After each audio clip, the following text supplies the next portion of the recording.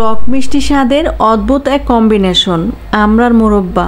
আমরা তো মোরব্বা খেতে ভীষণ পছন্দ করি, আর সেটা যদি হয় আমড়া দিয়ে তাহলে তো কথাই নেই।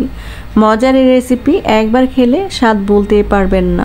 ঘরে বানানো হেলদি আর সুপার টেস্টি এই মোরব্বা খাওয়ার মজাই আলাদা। এখানে আমি 1.5 কেজি পরিমাণ আমড়া নিয়েছি, আর আমড়াগুলোকে এখন ভালোভাবে একটা পিলারের সাহায্যে পিল করে নেব। আমড়াগুলোকে আমি ধুয়ে একদম পানি জড়িয়ে রেখেছিলাম। এখন আমড়ার গায়ে দাগ কেটে নেব। আপনারা চাইলে এখানে কাঁটা চামচ দিয়েও কেটে নিতে পারেন, তবে সেটা একটু সময় সাপেক্ষ। তার জন্য একটা ছুরির সাহায্যে আমি আমড়ার গায়ে দাগ কেটে নিচ্ছি, যেন মশলা ভিতরে খুব ভালোভাবে প্রবেশ করে। তো সবগুলো আমড়াতে আমার দাগ কাটা হয়ে গেছে। এখন আমি প্যানে দিয়ে দিব। তো সবগুলো আমড়া আমি প্যানে দিয়ে দিচ্ছি। এখন দিয়ে দিব এর মধ্যে পরিমাণ মতো চিনি। আপনারা যদি টক খেতে চান অল্প একটু, তাহলে চিনির পরিমাণটা কম দিলেও হবে। তো যেহেতু মোরব্বা আর আমার বাসার সবাই মিষ্টি খেতে অনেক বেশি পছন্দ করে, তার জন্য এখানে আমি 1 কাপ থেকে একটু বেশি চিনি দিয়েছি। এখন দিয়ে দিব স্বাদ অনুযায়ী লবণ, বিট লবণ দিয়ে দিব। তারপরে দিয়ে দিব লাল মরিচ গুঁড়ো 1 চা চামচের মতো, আপনারা আপনাদের ঝাল অনুযায়ী দিবেন। ধনিয়ার গুঁড়ো, জিরার গুঁড়ো দিয়ে দিব, আর দিয়ে দিব 1 চা চামচ হলুদ গুঁড়ো।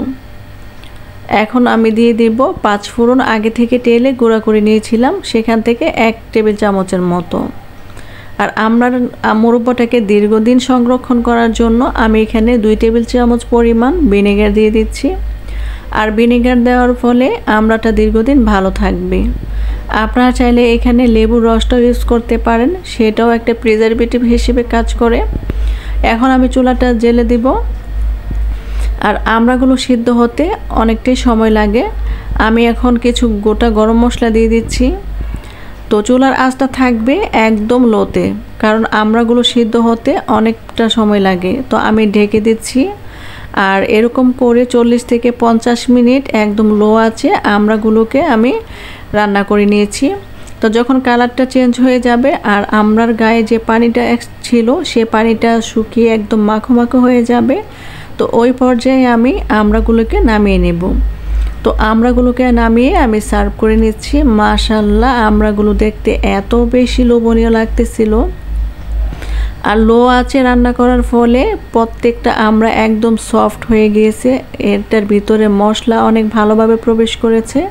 তো আমড়াগুলো দেখতে মাশাআল্লাহ অনেক বেশি লোভনীয়, আর খেতে এর স্বাদ অনেক বেশি ভালো ছিল।